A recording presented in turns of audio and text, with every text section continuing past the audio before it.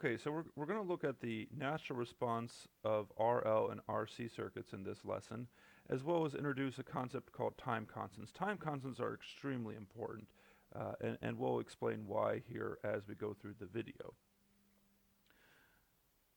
Okay, so let's look at the circuit that we will be examining for this natural response for an RL circuit.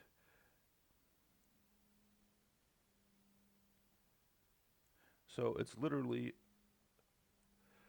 resistor and then an inductor.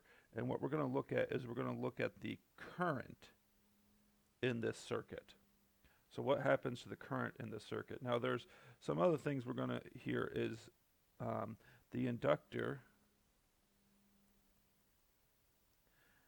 has some initial energy in it.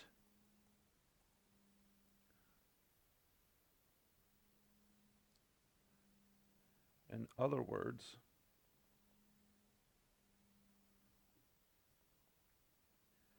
we have the current at time equals 0 is equal to, I'll call it capital I sub 0 for initial current. So there's some initial energy already stored in this inductor, and we're going to see how does that energy then essentially get transferred into the resistor, and we're going to examine that by looking at the current going through these components. So the inductor has some initial energy in it, and we're going to have some kind of initial current. Now for now, we're going to kind of be given this information, and some example problems we'll actually have to find it, but we'll see that it's not too difficult to find it, but we will have to first be given it here. Now, sorry about that, I was kind of gaining my train of thought here. If we look at here and I just do a simple KVL, sum up the voltages here, follow this loop here, I have the voltage across the inductor plus the voltage across the resistor, and we know that has to sum up to 0. That's just simple KVL. Now what we wind up getting here, if we use the equation, well, the equation for the voltage for an inductor is L times the derivative of the current going through the inductor. And then of course resistor here is just purely Ohm's law. So R times I is equal to 0. Now this right here is something called a differential equation.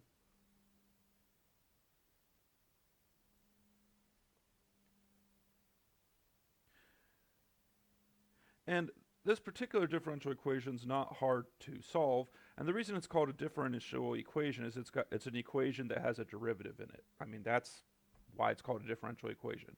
Nothing fancier than an equation with a derivative in it.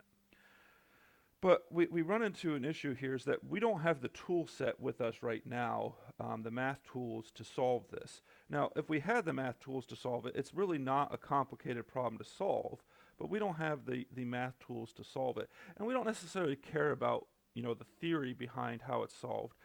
Your text, I'm sure, describes how it's solved. If you want to try and see how it's done, just read through your text and you can see how it's solved. What I'm going to do instead here is give us what the solution is so that we can then apply this to problems.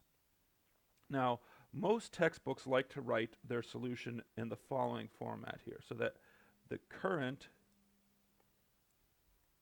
with respect to time is equal to that initial current at 0, e to the minus r over L times t. So this is all in the exponent here, and this r and L, of course, is just the resistance and the inductance. Now, I actually like to write it a slightly different way, and some textbooks don't do this, and I'll explain why I want to do this here later on in the video or in the next video here. I like to write them as current is equal to I sub 0 e to the minus t over tau. Now, tau here is what's referred to as a time constant. And just comparing these two equations back and forth, tau is just equal to L over R.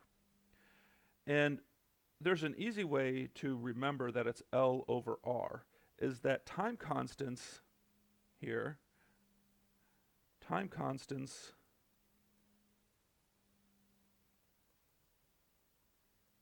are small.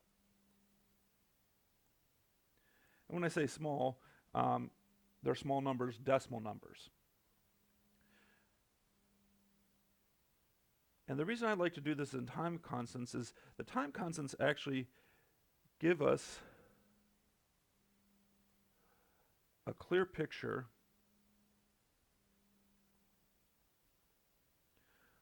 on how fast an inductor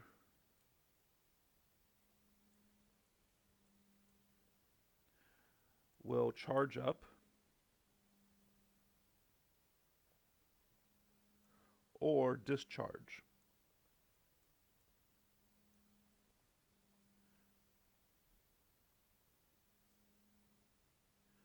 So before we move on here, and we will go through some examples of this. Right now I'm just giving us the equations in this video. I want to show us, let's look at the graph is what is going on here.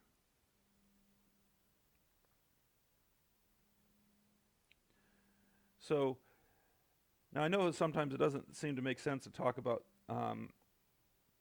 time before zero, but it actually makes complete sense, because when we say time being zero, that's usually a reference point. Like, I could take time being zero, I'm making this video at 9:24 a.m. And so I could say, well, that's my time equals zero. So then negative 1 minute would be 9:23 a.m. You know, so it does make sense to talk about negative time, because we usually use zero as some kind of reference. And it's usually, our references are starting point. And often in a circuit, it might be like when you throw the switch is when time is zero. You know, when you close or open a switch is when you take the reference as time being zero. All right, so we have this initial current here, I sub 0, so that's the value here on the y-axis. And then we have an exponential decay. And yes, if you talk about mathematically theory, you know, you've probably learned that exponential functions never actually hit zero, but they get really, really close. Well, practical cases, of course, we are going to get zero here. Eventually, you know, the inductor will give all of its charge, all of its energy into that resistor, and the resistor will dissipate all of the energy, and it will dissipate it, if it's just a resistor, it will dissipate it in the form of heat. And so what I want to do here, though, is look at the different time constants and how this looks for us here. So what we're going to do here is I'm going to have us do a few computations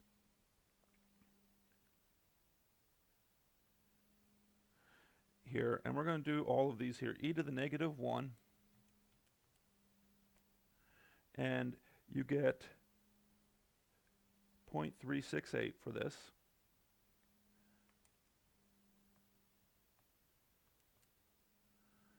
And you get 0.135 for this one.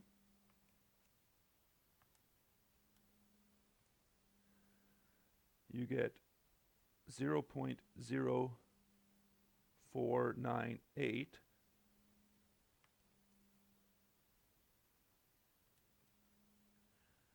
And this one you get 0.0183.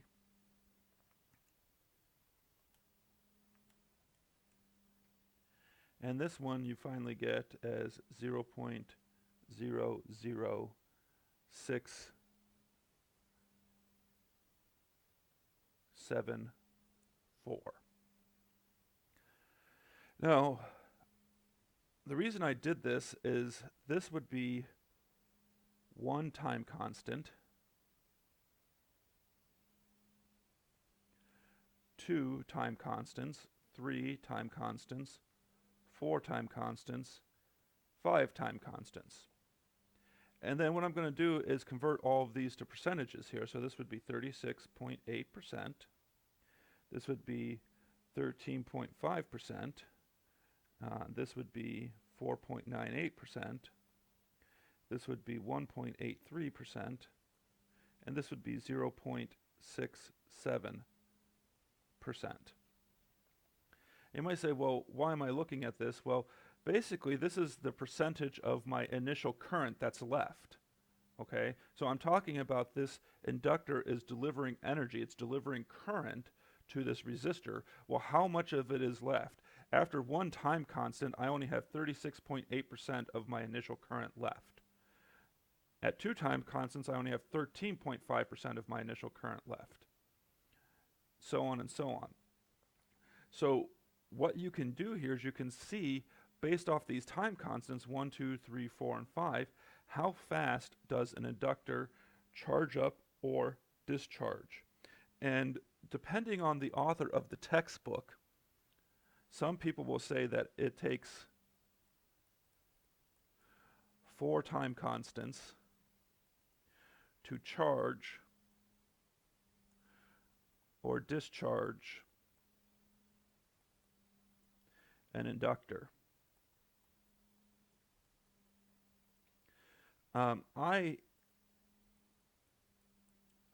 This is here, what do I say here? This is one practice, I should say.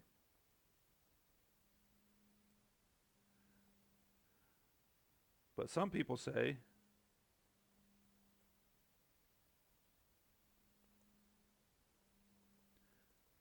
it takes 5 time constants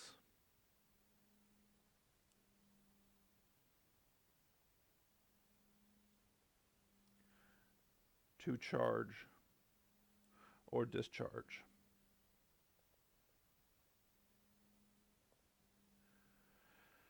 And you might say, well, which one do we use? Do we use 4 or 5? In this course, I'm okay using 4 or 5 for charging and discharging. And really, it just depends on the industry application you're concerned about, and also maybe what your company practices are.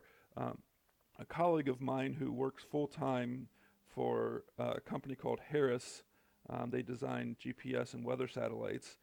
They use the practice of 5 time constants.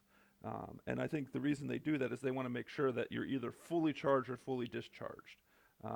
Because really, when you start getting down to this, oh, it's got 0.67% left of its current, well, now we're reaching into the theoretical versus practical. Is there really any current left in there?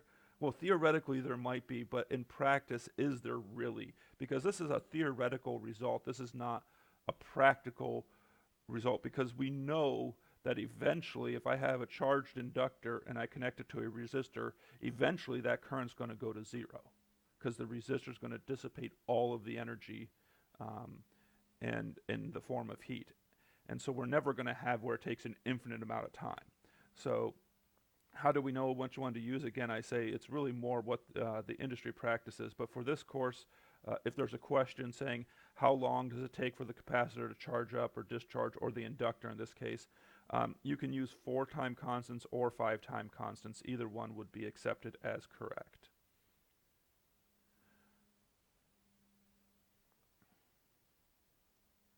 All right, so last thing we need to talk about here is the natural response for RC circuit. And I'm not even going to write any of the equations down here. I'm just going to draw our circuit here. And so this is my capacitor and my resistor. But instead of looking at current, we'd be looking at the voltage here. And so the equation for my voltage here is going to be some initial voltage at time 0.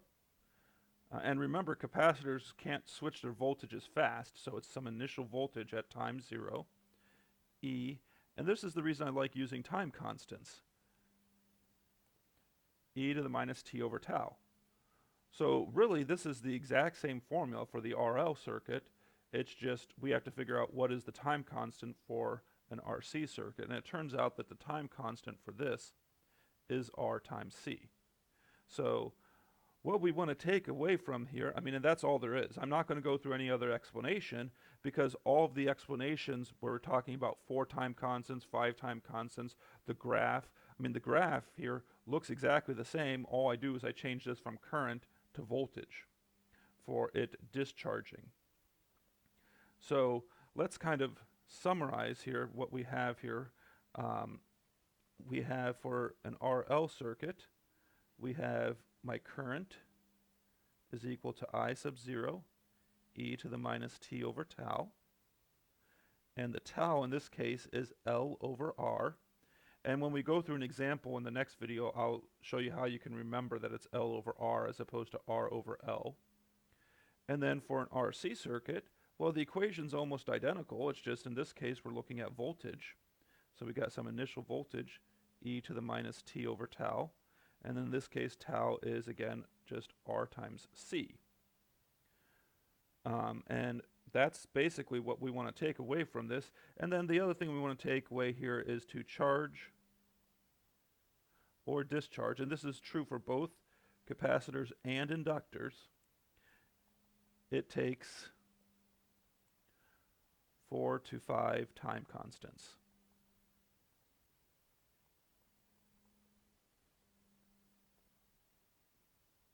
All right, so we'll end the video here, and as I said in the next video, we'll look at some examples. And then the last thing we're going to look at is what happens when I connect this up to a voltage supply. Like, how do I charge a capacitor up? And then we'll look at some actual practical uses of these circuits here.